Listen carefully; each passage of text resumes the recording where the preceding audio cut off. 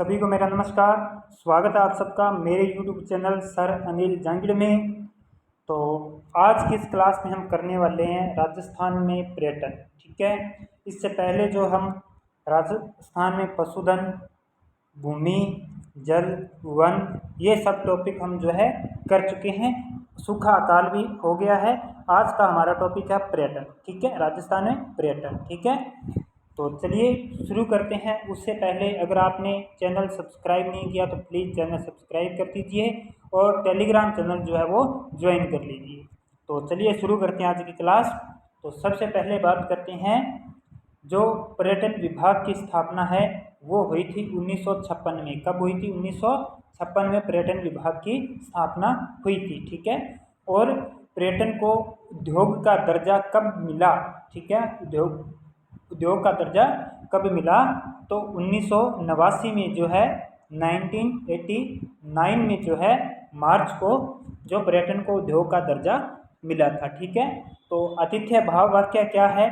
पधारो म्हारे देश। ठीक है, पधारो म्हारे देश। ठीक है, और यहाँ पर आपने ध्यान रखना है, कर्नल जेम्स टोड ने राजस्थान को अत्यधिक रसमय तथा अत्यंत मुग्ध करने वाला प्रदेश माना था। ठीक है, माना था, ये आपने ध्यान में रखना है। ये वाक्य देकर ये पूछ सकता है कि ये किसने कहा। ठीक है, तो इसका जिक्र कहाँ मिलता है? इनकी एक पुस्तक है ट्रेवल्स इन वेस्टर्न इंडिया। ठीक है, इसके अंदर जो है ये उल्लेख मिलता है। ठीक है, इसके बाद में हम बात करते हैं आगे। नेक्स्ट बात करें तो राजस्थान पर्यटन विकास निगम लिमिटेड की 1979 में अप्रैल में स्थापना हुई थी। ध्यान रखिएगा, राजस्थान पर्यटन विकास निगम लिमिटेड। ठीक है, और इसके बाद में हम बात करें आगे, जो राजस्थान को पर्यटन की दृष्टि से, राजस्थान को पर्यटन की दृष्टि से 10 मंडलों में बांटा गया है। ध्यान रखिएगा, कितने मंडलों में बांटा गया है? 10 मंडलों में बांटा गया है। वो 10 मंडल है कौन कौन से? तो चलिए देखिए। ठीक है, पहला है डुंडाड़ क्षेत्र, जिसके अंतर्गत आता है जयपुर, आमेर, दौसा। ठीक है, दूसरा है मेवात, जिसमें अलवर, भरतपुर, सवाई माधोपुर। इसके बाद में आता है वागड़ क्षेत्र, जिसमें डूंगरपुर, बांसवाड़ा। ठीक है, फिर आता है हाड़ौती क्षेत्र, कोटा, बूंदी, झालावाड़। ठीक है, और फिर आता है मेरवाड़ा क्षेत्र, जिसके अंदर अजमेर, पुष्कर, मेड़ता, नागौर। ठीक है, ये आते हैं। और फिर आता है शेखावटी क्षेत्र, इसमें सीकर, झुंझुनू, चूरू आते हैं। फिर आता है मुरुग क्षेत्र, ठीक है, जिसमें बीकानेर, जैसलमेर, बाड़मेर, जोधपुर आता है।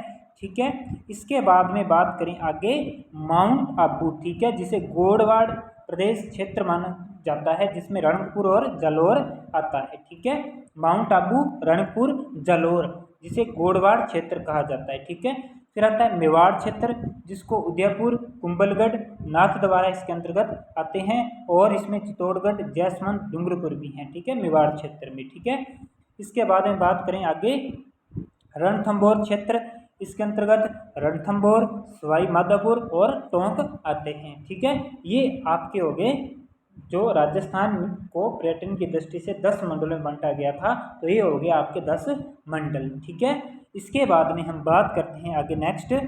तो यहाँ पर थोड़ा सा ध्यान दीजिएगा कि स्वर्णिम त्रिकोण, ठीक है, स्वर्णिम त्रिकोण। ठीक है, इसमें कौन कौन से आते हैं? तो इसमें दिल्ली, आगरा, जयपुर आते हैं। वो एक है मरु त्रिकोण, एक है मरु त्रिकोण, जिसमें जोधपुर, जैसलमेर और बीकानेर आते हैं। ठीक है, ये ध्यान रखिएगा। और राजस्थान की पहली पर्यटन नीति, ये याद रखिएगा, राजस्थान की पहली पर्यटन नीति 2001 में, ये ध्यान रखिएगा। ठीक है, और नवीनतम जो पर्यटन नीति है वो है 9 सितंबर 2020। ठीक है, ये ध्यान रखिएगा। इसके बाद में बात करें राजस्थान राज्य होटल निगम लिमिटेड, RSHCL, इसकी स्थापना 1965 में जयपुर में हुई थी। ठीक है, ये आपने ध्यान में रखना है।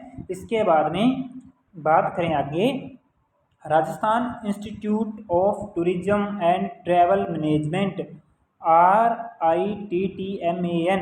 ठीक है, इसकी भी स्थापना जयपुर में हुई थी 1996 में। ठीक है, ये आपने मुख्य बातें ध्यान में रखनी है। ठीक है, इसके बाद में हम बात करते हैं आगे, नेक्स्ट बात करते हैं राजस्थान। राजस्थान पर्यटन सलाहकार मंडल की स्थापना कब हुई थी? 2000 में हुई है। ठीक है, और पेइंग गेस्ट योजना कब शुरू की गई? 27 सितंबर 1991 में, ये ध्यान रखिएगा। ठीक है, पेइंग गेस्ट योजना 27 सितंबर 1991 में। ठीक है, इसके बाद में बात करें ढोला मारू टूरिस्ट कॉम्प्लेक्स। ढोला मारू टूरिस्ट कॉम्प्लेक्स जो है वो कहाँ है? सम, ठीक है, सम तहसील जैसलमेर में है। ठीक है, इसके बाद में जो है कुछ बात करते हैं आगे रेलगाड़ी से संबंधित।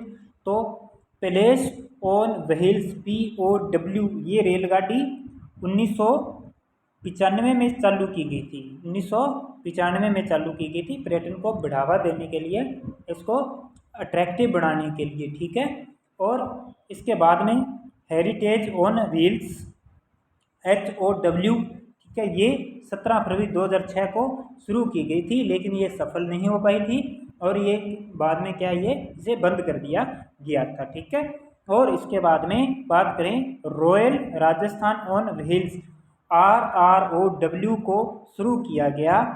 ठीक है, और अब जो वर्तमान में बात करें तो वर्तमान में केवल POW व RROW ही जो है, ये दो रेलगाड़ियाँ चल रही है और इसके दृष्टिकोण से पूरे विश्व में जो है ये 4th स्थान पर है। ठीक है, 4th स्थान पर है, ये ध्यान रखिएगा। ठीक है, इसके बाद में हम आगे बात करते हैं नेक्स्ट, राज्य के पर्यटन विभाग ने अंतर्राष्ट्रीय रूप से प्रचारित करने के लिए निम्नांकित मेलों व त्योहारों का एक कैलेंडर तैयार किया है। ठीक है, एक कैलेंडर तैयार किया है, तो वो कैलेंडर में कौन कौन से त्यौहार व मेले हैं वो देखिए। ठीक है, तो इसके अंतर्गत बात करें ग्रीष्मकालीन त्यौहार। ठीक है, तो साथ में इसके क्षेत्र की बात कर लेते हैं। माउंट आबू में तीज का त्यौहार, जयपुर में मारवाड़ का त्यौहार जोधपुर में, पुष्कर मेला पुष्कर में, चंद्रभागा मेला झालावाड़, नागौर मेला नागौर में, गणेश्वर मेला डूंगरपुर में, महावीर जी का मेला करौली में, केला देवी मेला करौली में। ठीक है, और इसके बाद में ऊंट त्यौहार बीकानेर में, मरु त्यौहार जैसलमेर में, हाथी त्यौहार जयपुर में, मेवाड़ त्यौहार उदयपुर में, गणगौर त्यौहार जयपुर में, बूंदी त्यौहार बूंदी में, और शरद महोत्सव माउंट आबू। ठीक है, ये मुख्य त्यौहार और मेले थे। ठीक है, और कहाँ लगते हैं इनका, इससे संबंधित स्थान भी बता दिया। ठीक है, इसके बाद में हम बात करते हैं आगे नेक्स्ट, अब बात करते हैं हम आगे होटल की। ठीक है, हेरिटेज होटल। ठीक है, तो वह किला महल या हवेली जो 75 वर्ष से अधिक समय से अस्तित्व में है उसे इस कैटेगरी में रखा जाता है। और हेरिटेज होटल के अंदर क्या है, न्यूनतम 5 कमरे होने चाहिए, 10 शैयाएँ होनी चाहिए और पारंपरिक क्या होना चाहिए, पर्यावरण हो। ठीक है, और जो 1950 से पहले के बने हुए वो उन्हें हेरिटेज होटल के अंतर्गत रखा जाता है। ठीक है, इसके बाद में बात करते हैं नेक्स्ट हेरिटेज क्लासिक।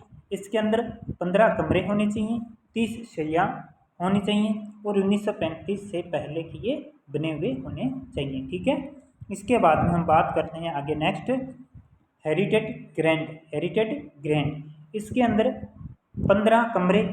ठीक है, 15 कमरे, 30 शैयाएँ, आधे कमरे वातानुकूलित हों जिनका निर्माण 1935 से पूर्व का हो। ठीक है, और जिनमें पारंपरिक क्षेत्रीय भोजन व व्यंजन हो। ठीक है, तरनताल हेल्थ क्लब हो, टेनिस हो, घुड़सवारी गोल्फ कोर्स की सुविधा हो आदि हो। ठीक है, ये ध्यान रखिएगा, ये इसके अंतर्गत आएंगे। इसके बाद में हम बात करते हैं नई पर्यटन नीति। ठीक है, ये 24 सितंबर 2001 को।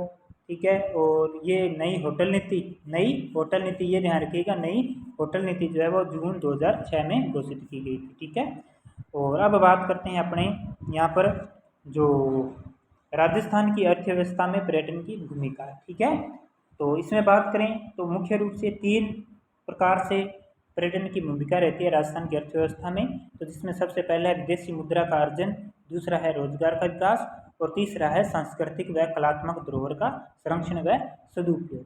अगर विदेशी मुद्रा के अर्जन की बात करें तो 2021 में, ठीक है, 219.89 लाख करोड़ रुपए, ठीक है, घरेलू था, ठीक है, और 0.35 जो है वो विदेशी अर्जन आई हुई थी, ठीक है। और कुल की बात करें 220.24 लाख रुपए जो है वो कुल आई थी, ठीक है, पर्यटन से, ठीक है। इसके अलावा इसके अंदर रोजगार के विकास आ जाता है, संस्कृति व कलात्मक धरोहर का संरक्षण सदुपयोग आ जाता है, ठीक है। तो ये था आज की क्लास में। कल की क्लास में और इसके आगे की जो क्लास आएगी उसमें इस टॉपिक को हम समाप्त कर देंगे, ठीक है। फिर हम राजस्थान में कृषि टॉपिक शुरू करेंगे, ठीक है।